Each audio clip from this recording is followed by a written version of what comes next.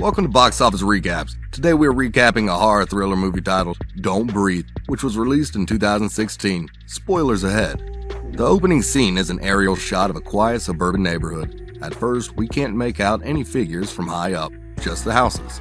Then the shot slowly zooms in on what looks like Norman openly dragging a body in the middle of the road, leaving a trail of blood as he goes. We are then introduced to the title, Don't Breathe. Afterwards, we see a close-up shot of a door handle. It is being unlocked as a female voice begins a countdown for disabling the alarm. They succeed at this in time, and three delinquents come into full view. Rocky is female, and then there is Alex and another dude nicknamed Money. They acknowledge the fanciness of the house as they proceed to ransack it for valuables. When leaving, they cover their tracks by smashing the window and setting off the alarm. Now they're all in a car driving downtown. A close-up shot has a tiny ladybug on Rocky's hand through the car window.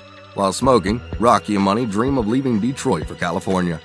This is news to Alex, seated in the back. Rocky reveals that she's never coming back once there, and Alex can come along if he wants. He admits he can't come because his father lives here. Alex gets home and secretly enters his father's office to replace a key. The scene ends with the shot of a computer screensaver, as we are all left with the detail. Alex's father works in private security. Money is with the dealer in an abandoned factory where he tries to pawn the goods. He complains that the payoff is too little. His dealer, however, grants him a new job and an address to hit worth $300,000. Next, we see the trio discussing this job. Alex has misgivings about it because the cash out is actual cash, and it is over $10,000, which conditions equate to the crime of larceny. He walks away in the middle of the appraisal. He is in his bedroom when he gets a text from Rocky.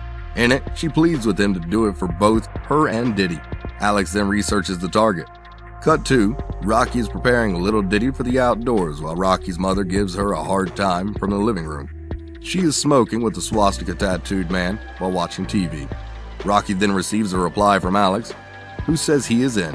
Rocky now assures Diddy that they will eventually leave her mother in this place for good to surf beaches. It is Diddy's wish. They drive through the neighborhood of their next target. It is a rundown area. Money retrieves the camera he has planted to case the house and its environs.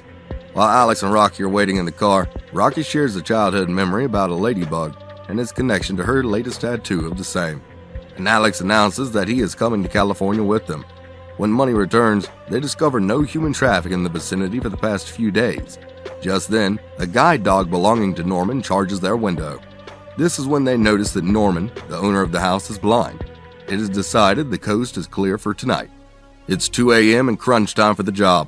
The trio is presently at the location. The dog is barking, and from where they are, they toss a sedating snack to it. Then they try the front door, but it has 4 locks, 3 of which are unaccounted for in Alex's research. Rocky suggests they try a side door, but it has the same result. She, however, notices a bathroom window with no bars and tries it out. Once inside, she quickly disables the alarm, then opens the front door for her accomplices. Once inside, they scan the house. Money heads upstairs to take care of the blind old man. His TV is still on, but he seems to be fast asleep. As Money prepares a gassing concoction, Norman gets up in bed but switches off the TV and goes back to sleep. Notably, there is a revolver taped just underneath Norman's bed. Downstairs, the trio now turns their attention to a heavily locked room. Money tries to break into the room with the crowbar, but quickly gets frustrated. But then he pulls out a small firearm to shoot the lock open. At this point, Alex decides to leave because he knows the use of a gun by any assailant justifies proportionate self-defense by their victim. Money doesn't care and shoots anyway. The lock is broken, but Norman is suddenly beside himself, trying to figure out what's happening. Despite his lack of sight, he can overpower Money and ends up shooting him in the ensuing struggle. Rocky quietly slips away into a nearby closet and hides. Alex, having left, returns on hearing a gunshot go off. He almost bumps into Norman, who is heading towards the front door to secure it on his way in. Now Alex is trapped in spite of his earlier decision to ditch the operation. Norman then checks on his safe while Rocky is still hidden there. He secures the bathroom window too. Alex and Rocky exchange text messages. Eventually, Alex meets up with Rocky in the closet. Rocky now knows the combination and goes on to move the money into her bag. They decide to leave, but apparently Norman is still awake, trying to tie up loose ends. Alex missteps and makes the floor creak. Rocky and Alex hold their breath, but then Norman moves on as he drags Money's body out of the room. Alex and Rocky head to the basement because they believe they can escape through the storm door. Meanwhile, Norman smells something funny inside. It turns out to be shoes initially left at the entrance. This gives them away as being not one, but multiple burglars. He checks on his safe and realizes that his money has been taken. On the way, Alex and Rocky discover Norman has a hostage in his basement, tied up in such a way as to shake a bell anytime she moves. This is how Norman knows they are in his basement. Cindy is being held for the manslaughter of his daughter. She begs them to set her free. All three are almost out the storm door when Norman intercepts them and shoots blindly. Alex's ear is brushed, Rocky's phone is struck point blank, but Cindy isn't so lucky. She gets it in the face and slumps dead. Alex and Rocky hide while Norman screams in regret. They make a run for the front door of the main house. But Norman takes out the electricity before they leave the basement. They grope in the dark as Norman hunts them. He finds Alex somehow and tries to shoot, but is out of bullets. So Alex capitalizes on this advantage and drops an entire shelf on him. Alex finds Rocky and together they locate the basement door. Once they exit, they are met by the once-sedated dog. Rocky tries to open the front door while Alex distracts the dog. It is not long before Norman recovers and gets to them. The dog chases them upstairs. They barricade themselves in a room.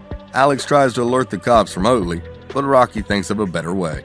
Norman has since retrieved his hidden revolver and is close on their heels. Rocky gets into the air vent and tries to find a way out. Meanwhile, Norman has breached the room and the dog attacks Alex, pushing him out a window. He lands on an adjacent skylight with fragile glass. He is conscious, but Norman has found and shot him by the time the glass caves in. He falls back in the house painfully and attempts to use the handheld alarm sensor remotely. Norman cuts him off. Alex struggles for his life and even tries to reach for the gun, but Norman is too strong for him. Norman ultimately stabs him with the big shearing scissors. Earlier on, the dog had followed Rocky into the vent, forcing her to make a dangerous move. She ends up at the bottom of a scaffold hole. She is in pain and may have broken a few bones. She drags herself towards what looks like open air and tries to break out of the vent opening with her legs. But Norman finds her through an adjoining opening and drags her back in. He punches and strangles her till she is unconscious. Norman has tied her up in the basement as his latest hostage. She begs to be set free, but Norman confesses that Cindy was carrying a baby for him to kill his daughter. If only they hadn't broken into his house, he accuses. He also buries Cindy's body in cement. In another scene, Alex has come to, and it seems Norman must have stabbed the wrong body out of rage. Money's body was hidden behind the washing machine and managed to surface just in time to save Alex's day. Alex also manages to lock in the roaming dog. Down in the basement, Norman prepares to inseminate Rocky with his seed artificially. He admits that he is not a rapist and that she will get her life back in 9 months when she gives him a child. She is in position, suspended by belts and pulleys, and just when he tries to use the dropper in her forcefully, he is hit in the head by Alex, who unties Rocky and handcuffs Norman. In trying to circumvent the law, and according to their analysis, they both decide to take the money and let him live. This is a bad idea because Norman is broken free from the basement and managed to shoot Alex on their way out the front door. Rocky runs out of the house, and just when she thinks she is beyond Norman ever hurting her, he releases his dog. She runs towards where the getaway car is parked and narrowly escapes being bitten. The bag of money is just outside the car door, but beyond reach, and the ferocious dog is not letting off. She searches for the car keys in the various compartments, but finds nothing. She closes her eyes to think. She proceeds to cleverly trap the dog in the trunk of the car from inside. At first, it works, but the dog is energetic and the situation almost overwhelms her. Eventually, she succeeds and safely exits the car. She is exhausted now and picks up the bag of money. Just then, Norman stealthily catches up with her and renders her unconscious again. Reminiscent of the movie's opening scenes, he drags her through the streets of his abandoned neighborhood back to his house. He knocks Rocky and throws her to the ground beside Alex's lifeless body. Then he locks the door behind him. Rocky is overcome with emotion as she tries to apologize to Alex for everything. From where she is laid, she sees a tiny ladybug in Alex's hand. This is a sign of her redemption, as she also sees the alarm sensor in Alex's bag just beyond that. She definitely moves to use it, and the house alarm starts to sound very loudly. It distracts Norman, giving Rocky some time to pick up a crowbar. She hits him continually as he shoots around the room blindly. Finally, she executes a deadly blow that sends him falling into his basement. He is in a pool of blood as she closes the basement door. She picks up the bag and hears the police sirens. It would seem that the authorities have been alerted by way of her earlier maneuver. She runs across the abandoned road just as a single cop car arrives at the scene. Cut to the concluding scene where Rocky and Diddy, her daughter, are waiting to fly away to California. Diddy is coloring a picture of both of them at the beach. Rocky is suddenly drawn to the news being read from a TV in the common room. The reporter is announcing that Norman, a retired war veteran rendered blind by a grenade splinter, was robbed by two men who he managed to snuff out. The report also says Norman is in bad shape, but he will pull through and that no goods were reported stolen.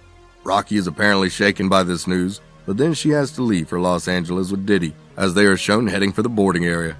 Thanks for watching. Please subscribe for more recaps and hit the bell icon for notifications.